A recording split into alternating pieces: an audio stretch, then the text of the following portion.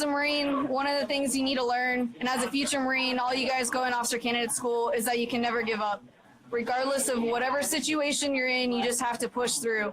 And that's one of the things that all commanding officers really want in their Marine Corps second lieutenants, someone who is resilient. You have to be resilient when it comes to being a Marine Corps officer, because at the end of the day, the only person that can inspire you is you. When you are climbing up those hills at officer candidate school and at the basic school, you have to remember why you started, because the pain is going to come and you're going to want to quit, and you're the only person that's going to be able to tell you to keep going. So on our 12-mile hike at officer candidate school the year that I graduated, because back in the day we used to do 12 miles, I'm so salty. So it was the last leg, and a girl in front of me, her pack broke, and she asked me, she was like, oh, Krieger, can you please pray with me? Like, my pack broke, I'm hurting. Well, she just kept telling me, I was like, all right, let's pray and I'll fix your pack. So we prayed together, and then I fixed her pack. And then another candidate came up to me, and she was having trouble with getting her blister care done. She was like, can you help me? So I helped her out.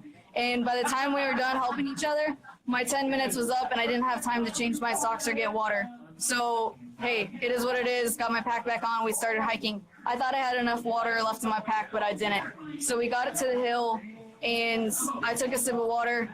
I didn't have any water, and my feet were killing me. I definitely had blisters at this point. We started up the hill, and I literally could not feel my legs. My legs were numb. I had no idea if I was moving them or not. So I literally told myself, left, right, and I told myself to move. And eventually, I started getting up the hill, but at this point, everybody had already been passing me.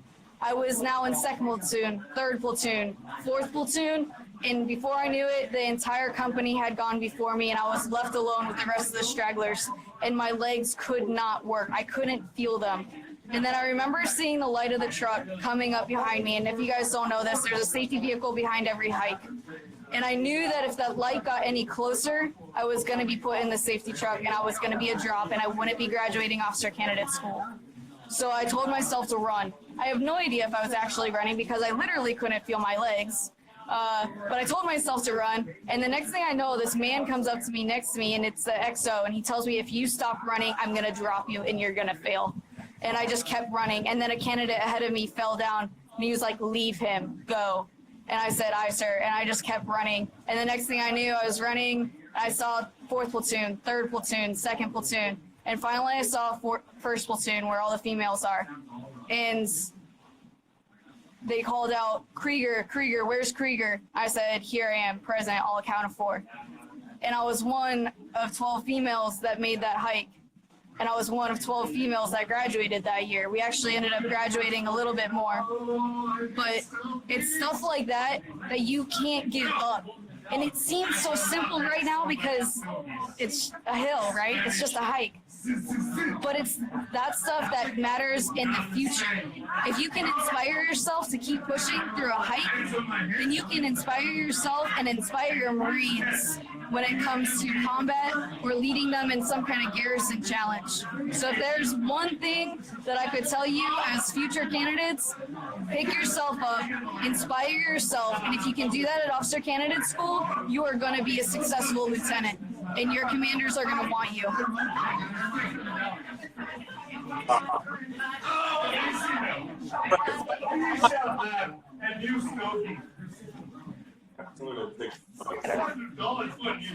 Thanks, guys. See you later. All right. Cheers. Yeah, I got the question from Z Ryder. Got some good ones. That was the fucking coolest story I've ever heard. That's the ethic of